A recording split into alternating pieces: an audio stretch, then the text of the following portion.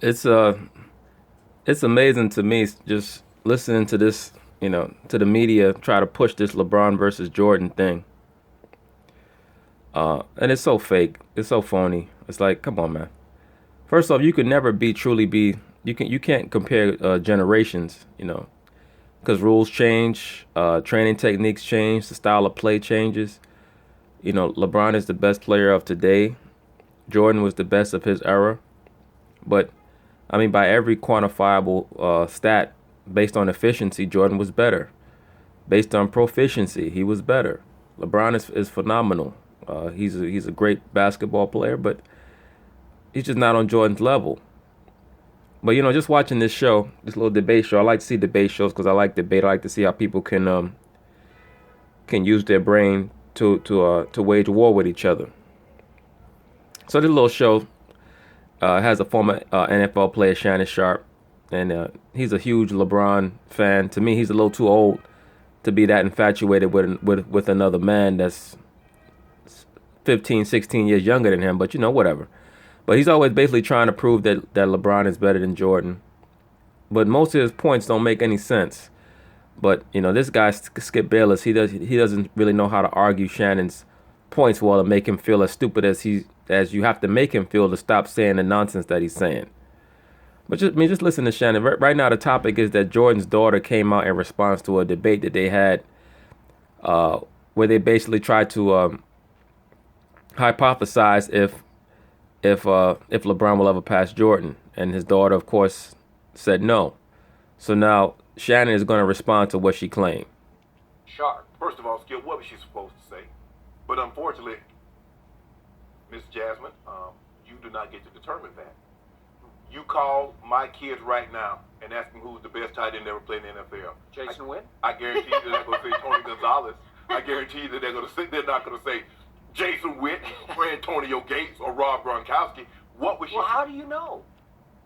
Good point by Bayless. Because Shannon Sharpe, no disrespect, brother. I saw you play. You were a great tight end, but you were not the Michael Jordan of tight ends. All right? Not even, not even close. But you were great, but you were not the Michael Jordan of tight ends. To be honest with you, Rob Gronkowski is the best tight end I've ever seen. But, moving on. No, they might. Have you ever asked them? They know. Okay. Just like she knows.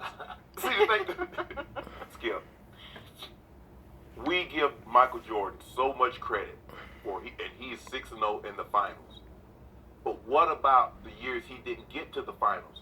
If he's as great as you say he was, and he was an all-time great player, but he never beat the big three in Boston in their prime. He got swept twice by them.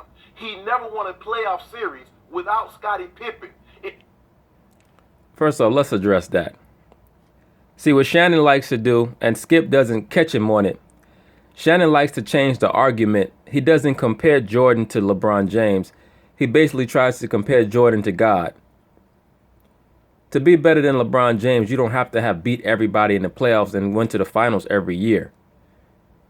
Yes, the Bulls, when he first got there, got swept by the Celtics in 86 and in 87.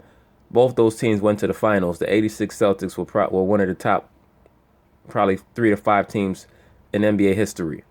Right? And in that series, the Bulls went to the playoffs. They were a 30-win team. All right? And Jordan had a game where he almost won the game by himself, scored 63 points in the game. I mean, everybody knows that. They always project that game out there. But let's understand something. This is what Skip should have said in response, which I've never heard him say. LeBron James did not even make the playoffs his first 2 years in Cleveland. He did not even make the playoffs. All right? Jordan made the playoffs. He made the playoffs every year with Chicago. And in regards to Shannon's statement about how Jordan never won a playoff series without Pippen, in Pippen's first year in the 87-88 season, he was the bench player. He barely got any minutes. Jordan was MVP of the league. He was Defensive Player of the Year. He led the league in steals. He had over 200 steals and 100 blocks that year. And they won the first round series against Cleveland, and he averaged over 40 points a game. He had 2 50-point games in that series.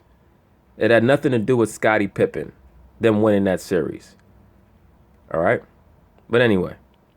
And even when he got Scottie, Detroit Bad Boys beat him 3 straight years. They got old. That's a lie.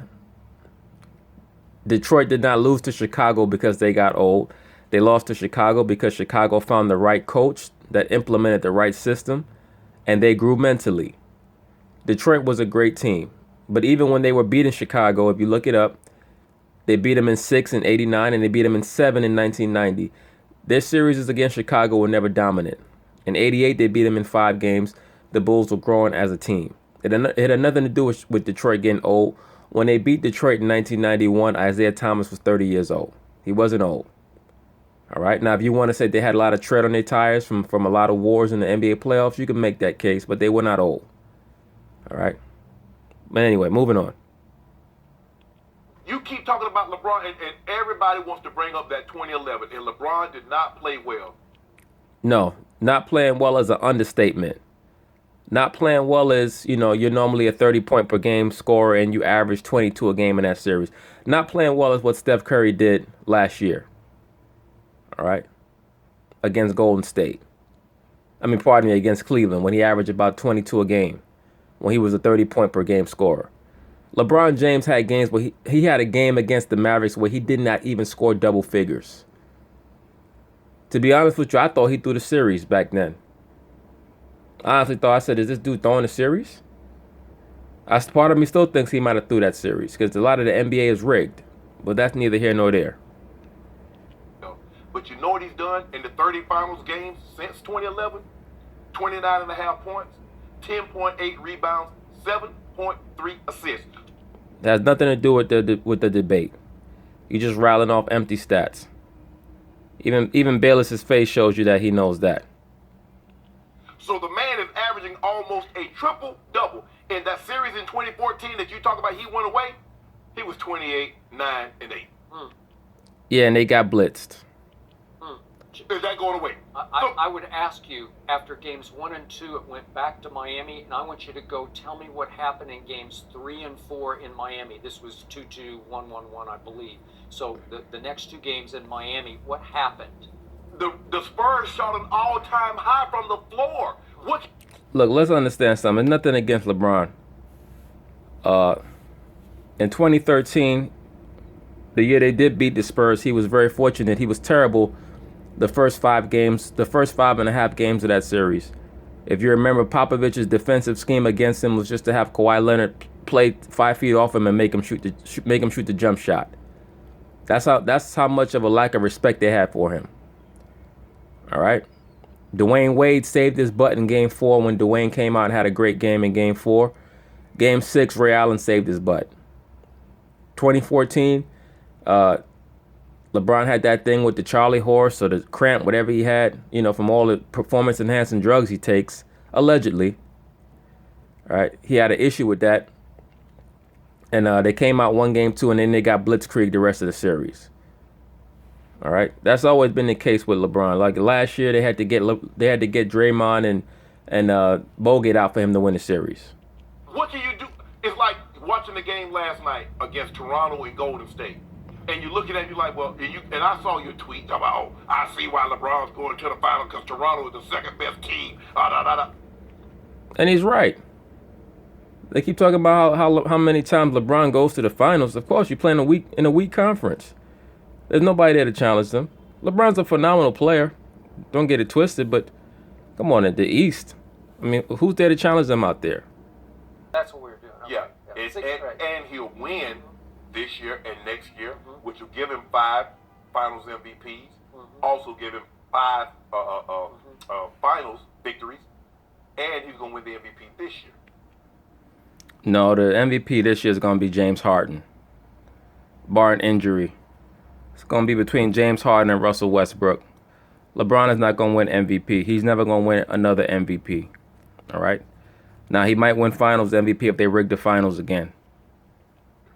So, that's where we got into the debate. Skip, the thing is, like, when you start debating great players, people say, well, if you're taking a side for this guy, where you're actually trying to crap or poop on this guy's accomplishment. That's not what I'm trying to do. Shannon, brother, what you have to realize is there's nothing that you could do to poop on Michael Jordan's accomplishments. So you don't even have to say that. Michael Jordan is what's known as a Mount Rushmore athlete. what that means is that no matter who comes after him, he's always going to be considered the greatest NBA player, right? There are Mount Rushmore athletes. That means Michael Jordan, Jim Brown, Babe Ruth, Muhammad Ali. Those are Mount Rushmore athletes. They don't. What that means is that no matter who comes behind them and what accomplishments they have, they're never going to be displaced. Right? What you'll notice about all those athletes, they don't have any statistics that show them as being number one in anything really quantifiable. Right? Jim Brown is not the all-time rushing leader. Michael Jordan is not the all-time points leader or championship winner. Ali did not win the most fights or have the most knockouts. Babe Ruth does not have the most home runs or the most RBIs. There are certain stats that each one of them leads in, but it's in the consciousness of the populace that they're number one, and they will never be displaced. So there's nothing that you could do. You could argue, you can come against it all you want. Those guys are Mount Rushmore athletes, with honorable mention given to guys like Jack Nicklaus and Wayne Gretzky, and even the horse secretariat, if you want to throw that in there. Those are Mount Rushmore. There's nothing that you could do. I don't care how much you try to talk about who they didn't beat and when they didn't beat them. It's just not going to happen. And plus, beyond that, no disrespect to LeBron James. LeBron James has the NBA really going to bat for him, because if they really wanted to, they could talk about how his name was on the biogenesis ledger along with A-Rod and what's this cat named, the point guard, Jameer Nelson, that used to be with Orlando. LeBron James's name was on the biogenesis ledger for athletes that were using that company to be supplied with performance-enhancing drugs. Allegedly. But you can Google that and look that up yourself. All right? So when LeBron went to Cleveland 2 years ago, and he claimed that he lost all that weight because he was on a carb-free diet, allegedly, and he can't start the season, he could barely dunk. His shooting percentage was down in the low 40s, and he could barely run, and then he had to take those 2 weeks off, and then all of a sudden he came back with all that muscle, and he was jumping out the gym again because he took 2 weeks off and stayed in Miami. You know what happened, all right? Allegedly. But that's LeBron James, all right? Nothing against him, but it is what it is. Now watch Shannon make some silly statements that have no basis in reality or knowledge. Happened. Reason number 2, and I think goes unnoticed. He broke up the Detroit Pistons. No, he didn't. When LeBron beat the Pistons in 2007, they came back in 2008 and had an even better record, won 60-plus games, and they lost in the conference finals to the Celtics with Garnett, Pierce, and Allen. So that's a lie. All right? LeBron didn't break up the Pistons. That's a lie. They had gone to 7 straight Eastern Conference Finals. He went on that run, scored 48 points, the last 25. He broke up the Big Three in Boston. Another lie. How could he have broke up the Big Three in Boston when Boston beat him in 2008, came back and beat him in 2010, and they're the reason why he ran to Miami in the first place? So that's a lie. What broke up the Big Three in Boston was age. All them cats got too old. They was together into 2013. Ran it out of town. He broke up Oklahoma City's Big Three before it could even get started. Another lie. What broke them up was James Harden wanted his money. You remember they had James Harden, Kevin Durant, and Russell Westbrook all on a team together, and he broke it up. He beat the all-time greatest regular season team in NBA history, 73-9. He beat them. Yeah, he beat him after he stepped over that idiot Draymond Green and got him suspended, and Bogut missed the rest of the playoffs. I guarantee you that somewhere along the line, about 20 years ago, Shannon tried to pal around with Michael and become his homeboy, and he got rejected. Because that's the only way to explain his over-infatuation with trying to take away from Jordan's accomplishments and promote LeBron. I guarantee you it'll come out eventually. Peace.